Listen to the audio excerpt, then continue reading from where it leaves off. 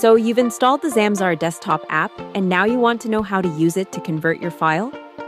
The good news is that it's really simple to use. First, make sure the app is open on your computer. Then, drag and drop the file you want to convert onto the app, or click the Choose Files button to select a file from your computer folders. Once you've added your file, you will see it in the Files to Convert area of the app window. Next, click on the Convert One File To button, and you will see all the formats that you can convert your file into. These file formats are listed in alphabetical order. Simply click on the format you wish to convert your file to.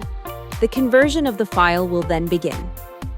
You will be able to see the progress of the conversion beneath the file name in the Converted Files area of the app window.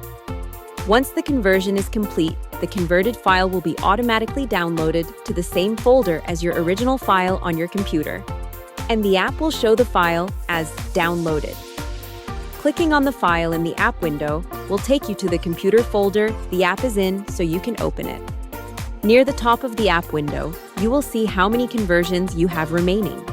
If you haven't yet converted any files, the message will read, right-click a file to start converting instead. Once you've used your free conversions, if you try to convert more files, you will see a message that explains that you've reached your free limit. Simply follow the instructions to sign up for a paid Zamzar account to convert more files.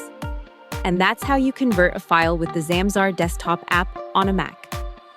If you have any questions, just take a look at the help section on our website, where you will find answers to common questions and a link to contact our support team. Happy converting from the Zamzar team!